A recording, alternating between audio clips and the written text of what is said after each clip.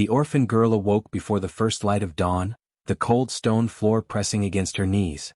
The small dim room she called home offered little comfort, its walls streaked with years of neglect, and its single window barred and fogged with dust. Her stepmother's orders had begun long before the sun rose, commanding her to fetch water from the well, sweep the yard, and scrub every corner of the house until it gleamed. Her siblings, emboldened by their mother's cruelty, watched with smirks and whispered taunts, delighting in the girl's misery. Every movement she made was scrutinized, and any perceived mistake was met with scorn, insults, or punishment. Yet despite this relentless oppression, the girl bore a quiet dignity. She did not cry out in desperation, nor did she plead for mercy. In the small, still moments between tasks, she whispered soft prayers to the ancestors, her only companions in the harshness of her world. From dawn to dusk, her life was a continuous cycle of toil. She carried buckets of water that were far too heavy for her small frame, her hands raw and blistered from the rough wooden handles. She scrubbed floors and dishes, washed clothes in the frigid river, and carried wood for the fire, all while keeping a careful eye on her stepmother and siblings, who seemed to revel in assigning impossible chores. If a plate was not polished to perfection, if a floor was not spotless, if a single twig was left untended in the garden, she faced sharp words, harsh slaps, or cruel orders to repeat the work under more grueling conditions. Yet through it all, she moved with a quiet rhythm, as if the weight of her burdens was met with an invisible strength that even she did not fully understand. Her stepmother, a woman consumed by jealousy and bitterness, despised the girl not only for her beauty but for the light of kindness and purity that shone through every small act. Neighbors often remarked on how the orphan girl treated animals with gentleness, shared morsels with the poorest of the village children, and offered words of encouragement to anyone in need. This quiet goodness only inflamed the stepmother's envy, convincing her that such innocence could not be tolerated in her household. She concocted ever crueler punishments, seeking to extinguish the spark of hope she feared would outshine her own authority. One particularly harsh morning, the girl awoke to find her wrists shackled with chains, cold iron biting into her skin. The stepmother had decreed that she would carry out all morning chores while restrained, a public display of obedience and humiliation. Her legs ached from kneeling on the stone floor, and the chains clinked ominously with every small movement. Her siblings laughed as she struggled to fetch the water buckets, spill-proof but cumbersome, the chains pulling her down at every step. The villagers walking by could see the scene but looked away, unwilling to intervene. And yet, in that moment of pain, the girl's inner light did not waver. She whispered prayers under her breath, asking not for vengeance but for strength and the courage to endure. Though her body ached and her spirit was tested daily, the girl found small sanctuaries of hope. The soft coo of a dove on the roof, the way sunlight filtered through the window at dawn, the whispered songs of the river, all became her companions, subtle reminders that the world held beauty beyond her suffering. At night, when the chains were removed and she finally lay on her thin mat, she closed her eyes and imagined walking freely through fields of wildflowers, her feet unbound, her heart unburdened. These fleeting visions of freedom sustained her, giving her courage to face yet another day of relentless toil and cruelty. Even as the days grew longer and the punishments harsher, the girl developed a quiet resilience. She learned to pace her energy, to anticipate the stepmother's whims, and to endure the relentless work without complaint. In moments of solitude, she would hum softly, a tune passed down by her mother before she had died, a melody that reminded her of love, compassion, and the strength that lies in endurance. Her neighbors may have dismissed her as fragile, powerless, and insignificant, but in her heart, she carried a flame that could not be extinguished. It was this flame, this quiet persistence, that would one day turn the chains meant to humiliate her into instruments of justice and awe.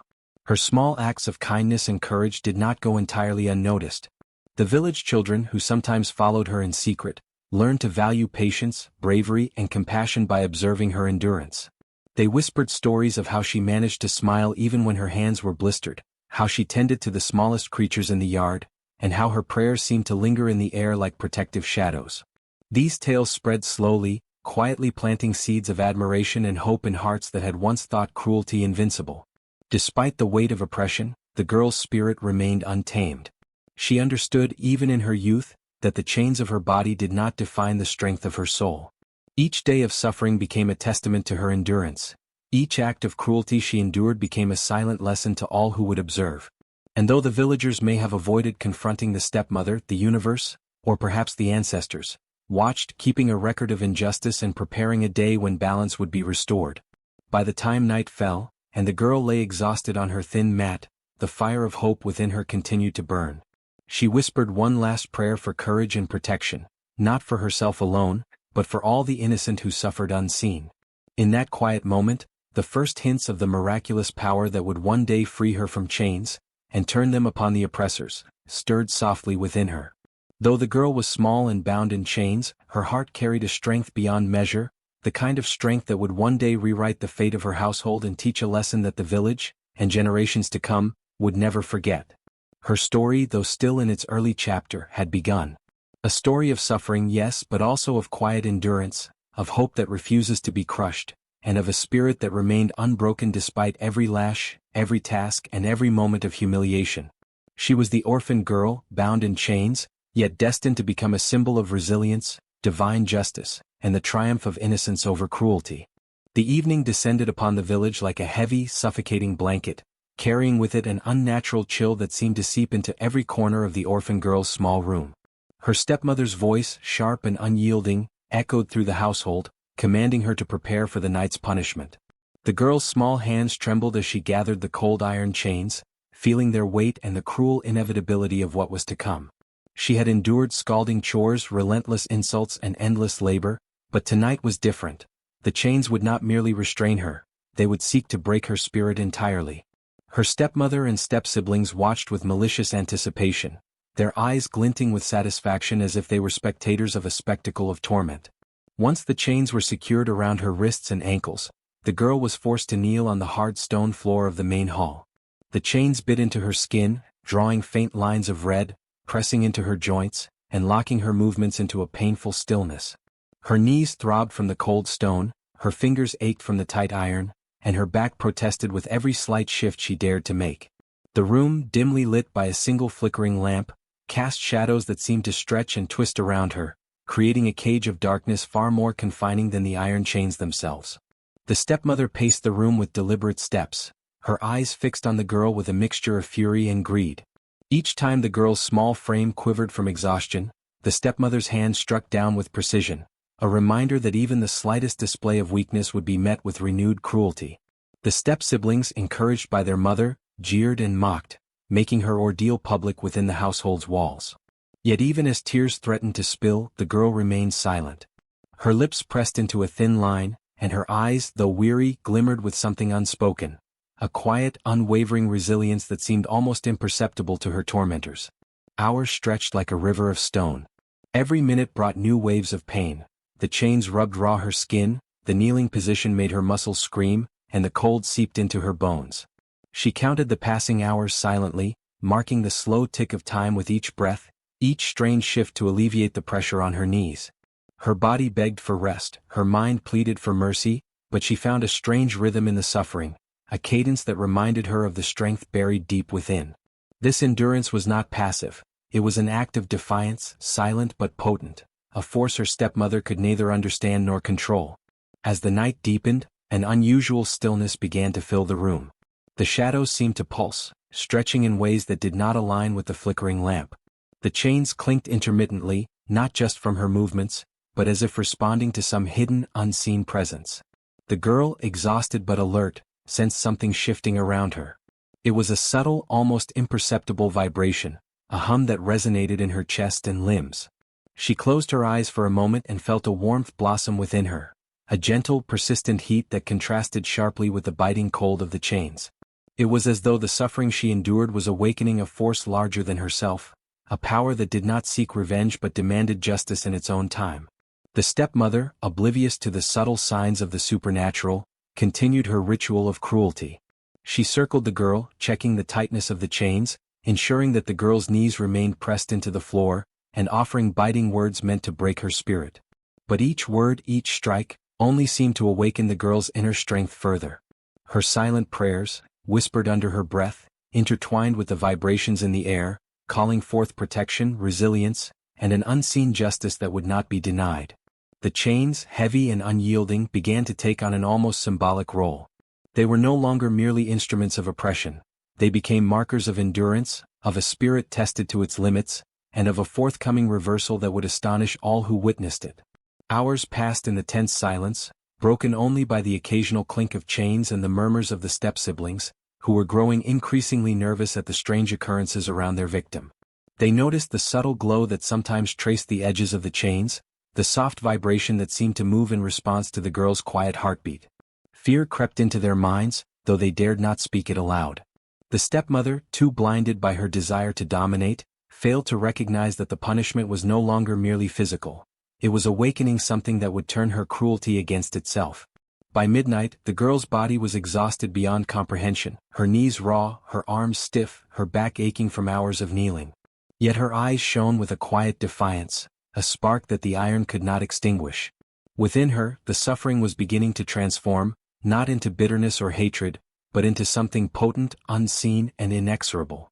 The chains, which had been tools of humiliation, now seemed to pulse faintly in tune with her inner strength, foreshadowing a justice that would soon rise with unstoppable force. As the first hints of dawn colored the edges of the sky, the girl remained kneeling, her body broken but her spirit unyielded.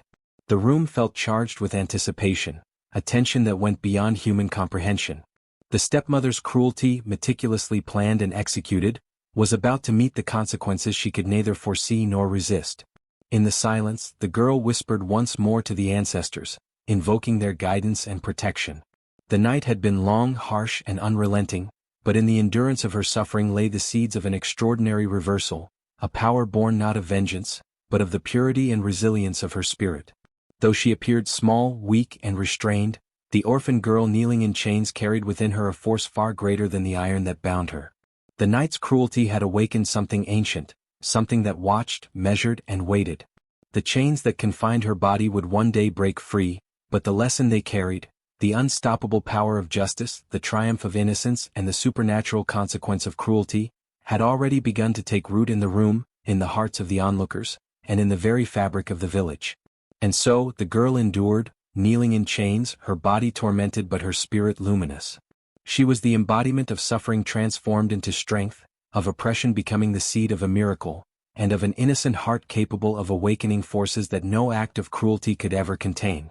The night, long and merciless, ended with her silent promise. The chains would not define her, and the injustice wrought upon her would one day return to its rightful place. Through the long, bitter night, the orphan girl's cries echoed from the small, stone-walled house into the quiet streets of the village. Each sob and whisper of pain seemed to hang in the cold air like smoke, curling around the corners of the mud houses and drifting into the windows of homes where neighbors lay awake. Some peered through cracked shutters, their eyes reflecting a mixture of curiosity, fear, and pity, yet no one intervened. The village had long grown accustomed to cruelty behind closed doors, and the stepmother's household was infamous for its harshness. The unspoken rule was simple: do not interfere, for the consequences of challenging authority were swift and severe. The villagers, though hearing the girl's suffering, had become silent witnesses to her torment. They told themselves it was not their place to interfere, that a stepmother's household was a private matter, and that the girl, powerless as she seemed, must endure the punishment allotted to her. Some rationalized that her cries were exaggerated, imagining that her stepmother's wrath was not as severe as it appeared. Others, gripped by fear, worried that speaking out or intervening would bring the same punishment upon themselves. And so they remained silent, their eyes and ears absorbing the echoes of cruelty without lifting a finger to stop it. Even in the midst of this silence, the girl's suffering was not unnoticed in the spiritual sense. She whispered prayers under her breath, calling upon the ancestors for protection and guidance. The quiet, unseen forces of the village seemed to listen, their presence surrounding her with a subtle warmth that contrasted with the cold iron of her chains. Though human witnesses failed to act, the invisible world began to stir, hinting at a reversal that would soon come.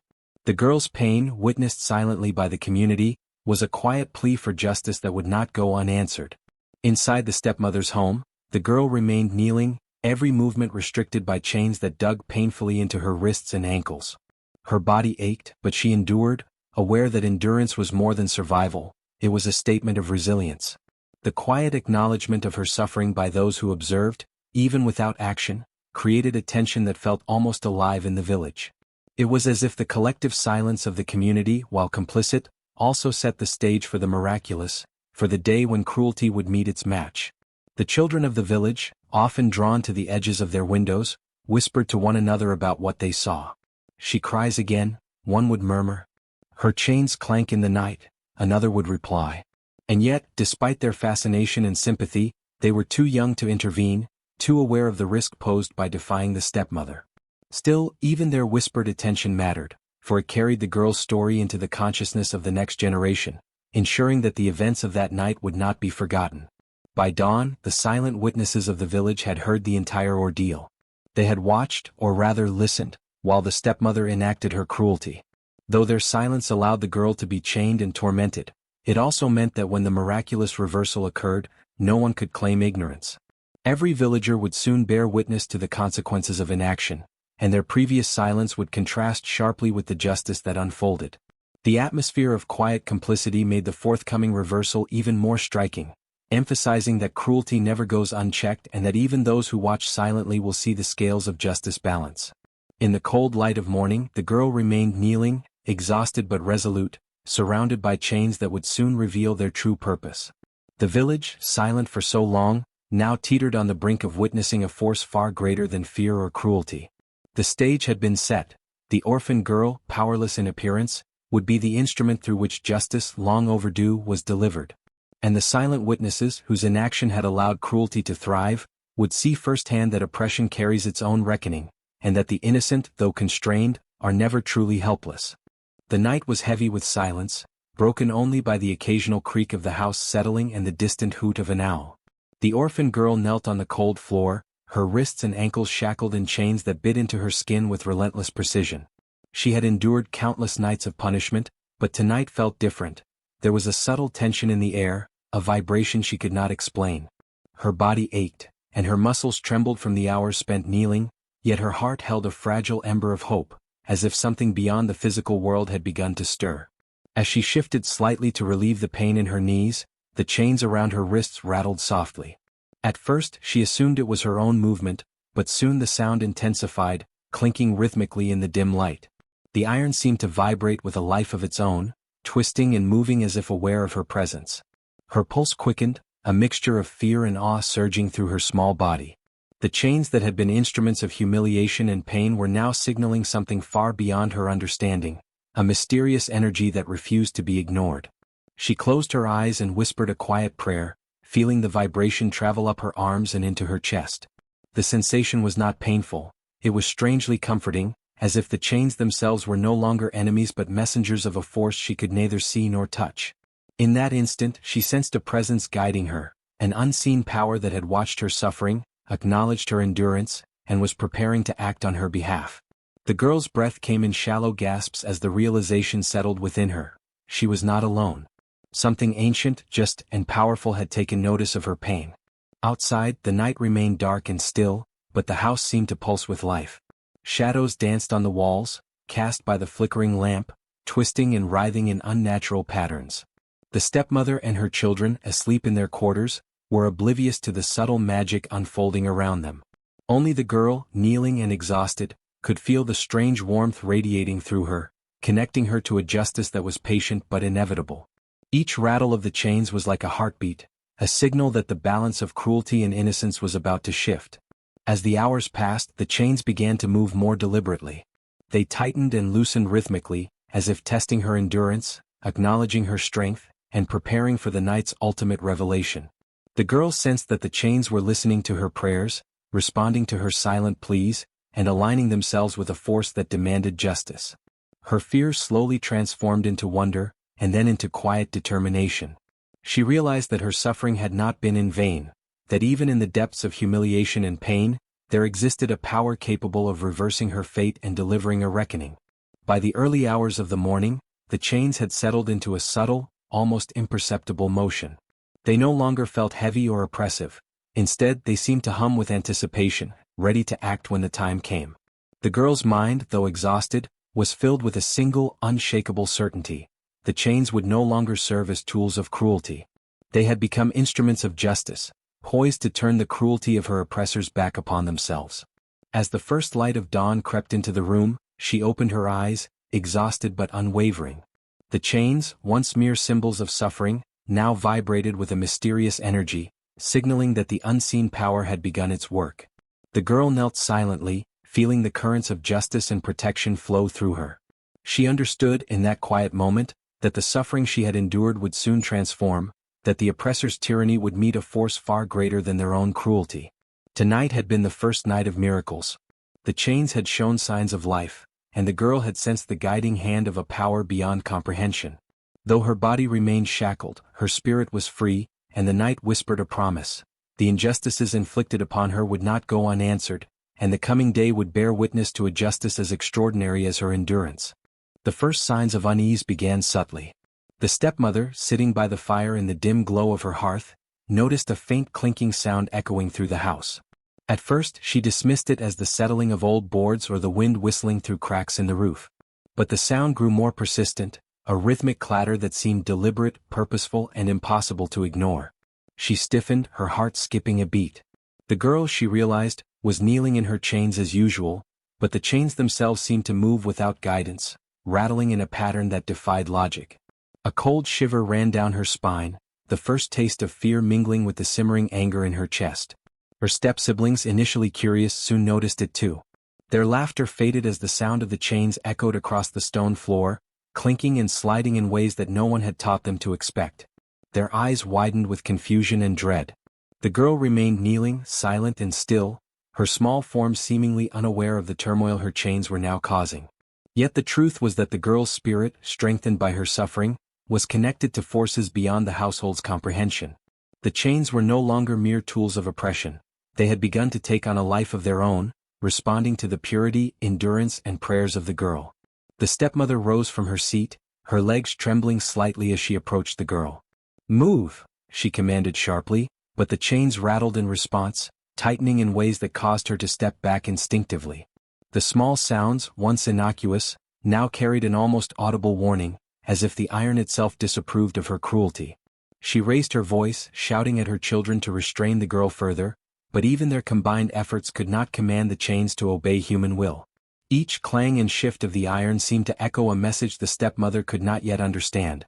The power she sought to wield was slipping from her grasp. Panic began to take root in the household.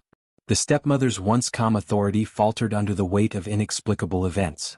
Every swing of the chains, every subtle rattle, became a reminder that her control was no longer absolute.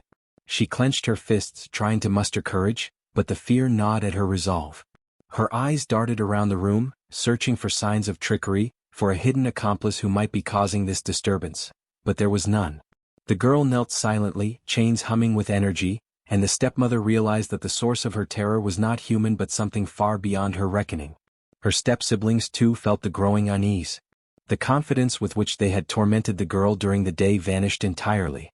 Their playful cruelty was replaced by hesitant glances and whispered questions, each child afraid to move lest the chains react violently. The household, once ruled by fear of the girl, had shifted into a place where fear now reigned over the oppressors. The psychological toll was immediate.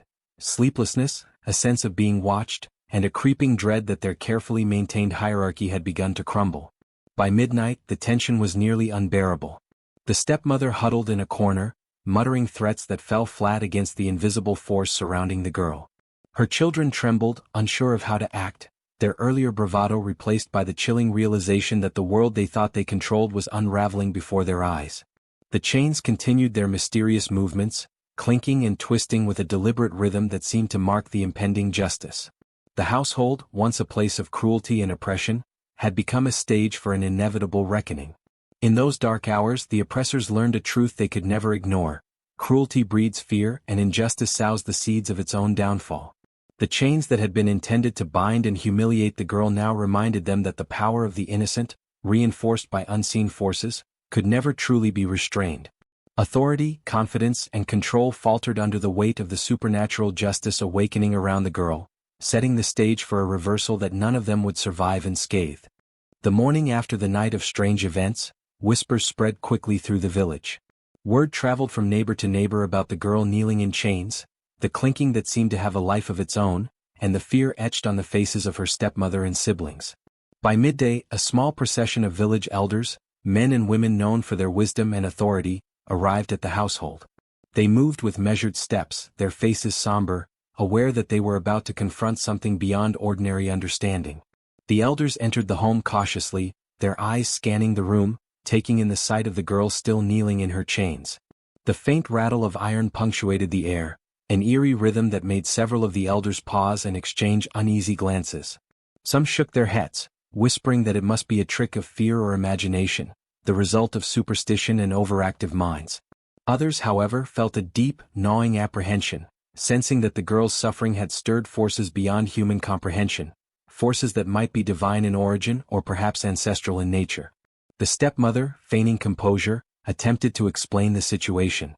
Her voice was sharp, insisting that the girl's chains and kneeling were ordinary punishments, necessary discipline for her insolence. She described the girl's supposed stubbornness and the night's events as if recounting a routine tale, but the elders' eyes betrayed their skepticism. The rhythmic clinking of chains, moving without human guidance, contradicted her words. Several of the elders stepped closer, observing in silence as the chains seemed to respond subtly to the girl's quiet movements, vibrating in faint harmony with her breath. The girl remained silent throughout the investigation, her gaze lowered, her lips sealed in calm endurance. She did not plead or protest, nor did she attempt to manipulate the perception of the elders. Instead, she allowed the signs, the shifting, rattling chains, the subtle hum in the room, the faint aura that seemed to gather around her, to speak for her. In her quiet patience, she demonstrated a strength that no words could convey, a truth that even the stepmother's lies could not conceal. Some elders murmured among themselves, trying to rationalize what they saw. "It is impossible," one whispered. "Chains do not move of their own accord." Another, more attuned to the spiritual, shook his head solemnly. "This is no ordinary phenomenon. The ancestors are involved, or perhaps the gods themselves. Such signs are warnings or perhaps a call for justice." The village, known for its silence in the face of cruelty, had now become a stage for the divine, and the elders felt both awe and fear at the realization that human judgment alone might not suffice. As they continued their observations, the elders noticed other subtle signs. A faint glow along the edges of the chains, the way shadows seemed to recoil slightly from the girl, and the unusual stillness in the room despite the commotion outside. These phenomena could not be dismissed, and even the skeptics among the elders were forced to confront the possibility that the girl's endurance had awakened powers they could neither explain nor contain. By the time the sun reached its zenith, the elders had come to a reluctant consensus. Some spoke of curses, others of divine intervention, but all agreed that the girl's suffering was no longer a private matter. Her endurance had transcended ordinary hardship, transforming the chains from instruments of cruelty into markers of justice. The stepmother and her children, who had initially felt untouchable, now realized that the eyes of the village's most respected authorities were upon them, witnesses to a power they could neither deny nor control. The girl remained silent, kneeling in her chains, her eyes reflecting calm certainty. She allowed the elders to see, hear, and feel the signs themselves, demonstrating that truth does not require defense. It manifests in presence, endurance, and the silent testimony of the innocent. By the end of the visit, the elders left with heavy hearts and solemn minds, aware that the household's cruelty had awakened forces that would soon demand reckoning, and that the girl, though bound and silent, held a power far greater than any human authority. The night air hung heavy with anticipation, thick and tense, as the village slept unaware of the extraordinary events about to unfold in one small household. Inside, the orphan girl knelt quietly, her wrists and ankles still bound by the chains that had tormented her for countless hours. Though her body ached and her skin bore the marks of suffering, her spirit remained luminous, calm, and unwavering. The chains, once instruments of oppression, now pulsed faintly, humming with an energy that seemed both alive and purposeful. They had been awakened by her endurance, her silent prayers, and the injustice that had been inflicted upon her, and now they waited for the appointed moment to act. As the clock struck midnight, a subtle tremor ran through the chains. They rattled softly at first, then began to stretch and pull with an almost sentient force. The girl's body stiffened, but she did not panic. She had sensed this moment coming. The chains, which had bound her so cruelly, loosened themselves from her wrists and ankles as if acknowledging her resilience and worth. They fell lightly to the floor around her, no longer heavy, no longer biting into her flesh. For the first time in months she felt free, not merely physically but spiritually, emotionally, and morally. Her stepmother, sleeping nearby with a false sense of security, was the first to notice the subtle shift. The clinking of chains echoed differently, a rhythm that made her eyes snap open. She sat up abruptly, sensing that something was terribly wrong. Before she could comprehend, the chains, animated by the unseen force she had so arrogantly ignored, leapt from the floor. They moved swiftly, wrapping themselves around her wrists and ankles, constricting with precision and inevitability. She struggled, her cries of fear echoing through the room, but the chains tightened, lifting her partially off the ground, leaving her utterly powerless. Her step-siblings, drawn by the commotion, attempted to intervene, only to find themselves similarly ensnared. The chains coiled around them with a speed and intelligence that defied natural explanation. Their screams filled the night as panic set in, eyes wide with horror at the realization that the very instruments they had once wielded to oppress the girl were now exacting a relentless justice upon them. Each coil constricted further, leaving no room for escape, no avenue for pleading, and no mercy for cruelty. Outside the house, the faint glow of the chains could be seen through the windows, casting eerie, flickering shadows on the walls. The village, still asleep, was yet to witness the spectacle, but the echoes of terror carried far enough to awaken the earliest risers. In that moment, the girl knelt silently in the center of the room, untouched, calm and radiant, a stark contrast to the chaos surrounding her oppressors. She had endured the cruelty, embraced patience, and now stood as the quiet observer of justice fulfilled. The stepmother and her children finally ceased their struggles, panting, trembling and wide-eyed. The reality was undeniable. The chains, which had been intended to humiliate and punish the girl, had turned upon the true perpetrators of cruelty. Horror filled their hearts as they realized that their suffering was a direct consequence of their own actions, magnified by the supernatural forces they had long dismissed or ignored. Their arrogance and cruelty had been their undoing, and the girl's resilience had summoned justice in its most extraordinary form. By dawn, the room was silent again, save for the gentle clinking of the chains settling onto the floor. The girl, unharmed and composed, rose to her feet, her eyes reflecting calm wisdom and quiet triumph. The oppressors, now fully aware of the reversal, could only tremble, humiliated and terrified as the lesson became clear. Cruelty, when met with patience, endurance and purity, inevitably meets its reckoning. The chains had turned from instruments of torment into instruments of justice, and the girl had emerged not only unbroken but victorious. Weeks later, the village decided to hold a gathering unlike any before, a festival to commemorate the miraculous events that had transformed the life of the orphan girl. The fields were decorated with colorful cloths, flowers and lanterns, and the villagers prepared food and music to mark the occasion. Children ran through the streets laughing, their joy a stark contrast to the fear and silence that had once gripped the community. This was no ordinary celebration, it was a festival of liberation, a public acknowledgement of endurance, courage, and the undeniable power of justice. The girl, once kneeling in chains, now stood at the center of the gathering, her presence commanding attention without effort. Villagers of all ages approached her, bowing respectfully or offering small gifts of gratitude. Elders recounted the story of her suffering, her silent prayers, and the night the chains had turned against her oppressors. Each retelling emphasized not only her miraculous escape but also the moral strength that had allowed her to remain humble and compassionate despite the cruelty she endured. The air was thick with admiration, and many whispered that she had been chosen by the ancestors to remind the village of the power of endurance and the certainty of justice. During the festival, the stepmother and her children were notably absent, their shame and fear keeping them away. Their absence only reinforced the moral of the tale. Cruelty is never rewarded, and those who seek to harm the innocent will ultimately face the consequences of their actions. In contrast, the girl's quiet strength had been celebrated and honored, and the villagers recognized that her resilience was a force that could inspire and guide generations. Songs and dances were performed in her honor, each movement a celebration of triumph over oppression, and each verse a declaration that the innocent, though vulnerable, are never truly powerless. The village elders addressed the crowd, emphasizing the lessons of the miraculous night. They spoke of the importance of standing against cruelty, of protecting the weak, and of honoring those who endure suffering with grace and patience. The festival was not merely about celebrating one girl's survival, it was a communal recognition that justice, though sometimes delayed, is inevitable, and that moral strength carries its own form of protection, often unseen but immensely powerful. Villagers nodded, their hearts filled with newfound understanding and resolve. By evening, the festival had reached its peak. Lanterns floated into the sky, casting a gentle glow over the assembled crowd. The girl, standing amidst the celebration, felt a quiet pride, not in her own survival, but in the transformation of the village itself. The fear, silence, and complicity that had once defined the community had given way to awareness, courage and respect for justice. Through her endurance, the village had learned that even the smallest acts of patience and moral fortitude could ripple outward, creating profound change. As the festival came to a close, the girl's story was etched into the hearts of all who attended.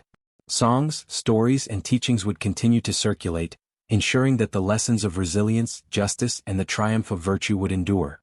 The Festival of Liberation became an annual tradition, a living testament to the power of one girl's courage to awaken a community and transform it forever.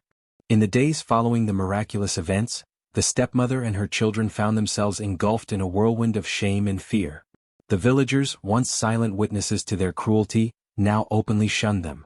No longer did their words carry authority, nor did their actions inspire obedience. The social hierarchy they had manipulated for so long had collapsed completely, leaving them isolated, powerless, and exposed. Their attempts to dominate and humiliate the orphan girl had not only failed but had backfired spectacularly, turning the household into a place of dread for the oppressors themselves. Where once there had been laughter at the girl's suffering, now there was quiet condemnation. Neighbors avoided them, refusing to offer food or assistance. Merchants denied them entry into their shops, and even casual passers-by would avert their gaze or whisper warnings about the consequences of cruelty. Every step they took was a reminder of the injustice they had inflicted and the supernatural justice that had returned to claim them.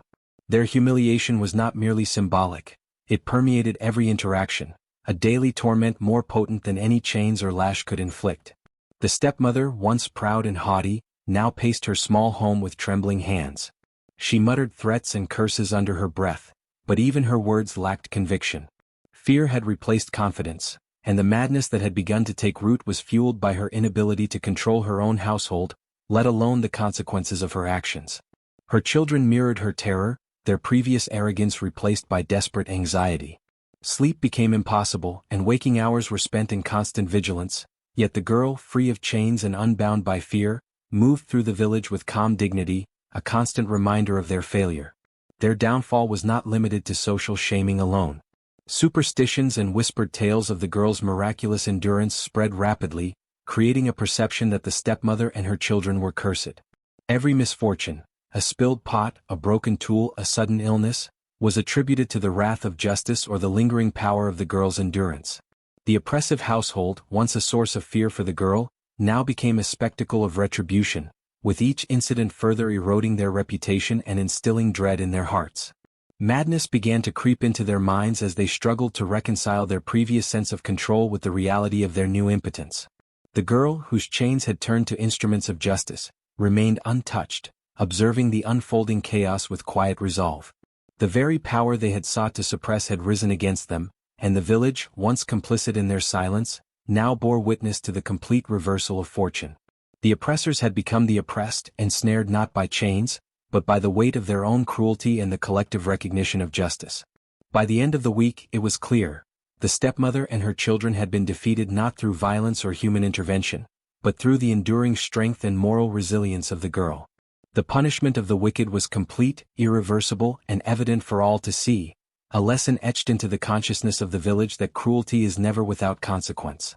The days that followed the punishment of the wicked brought a new chapter in the life of the orphan girl. No longer a silent victim, she became the embodiment of courage, resilience, and divine favor. Villagers approached her with reverence, bringing gifts of food, cloth, and small treasures to honor her endurance. Children gathered around her, eyes wide with admiration, listening intently as elders recounted her miraculous survival and the justice that had befallen her oppressors.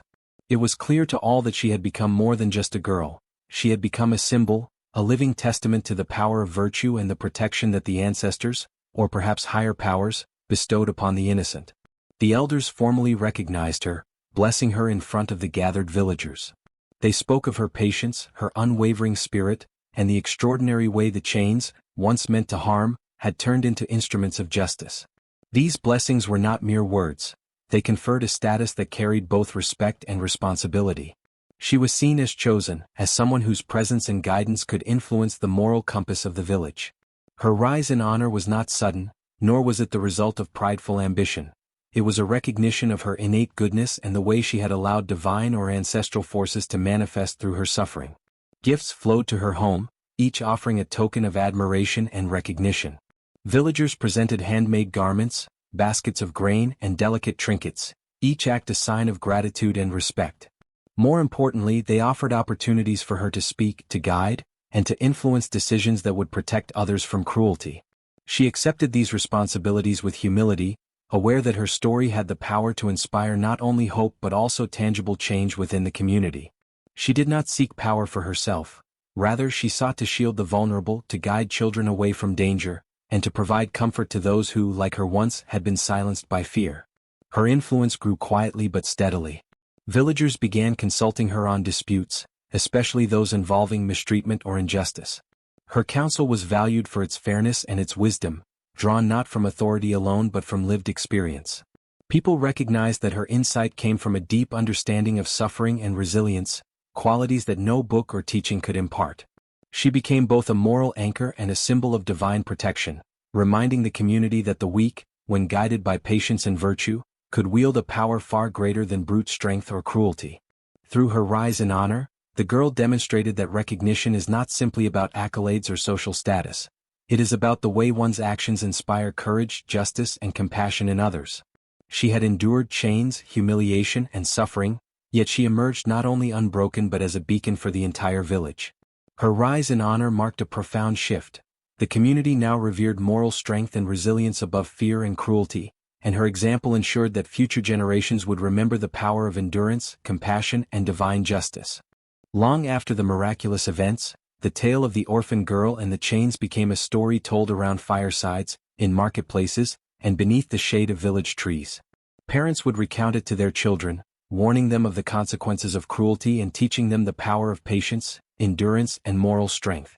Chains meant to bind the innocent may wrap themselves around the guilty, they would say, reminding all that actions born of malice and envy inevitably return to the one who wields them. The story grew in richness with each telling, yet its core truth remained immutable. Virtue endures while cruelty destroys itself. The villagers, once silent witnesses to oppression, now celebrated the girl as a symbol of courage and divine protection. Her legacy extended beyond her immediate deeds, shaping the values of the community.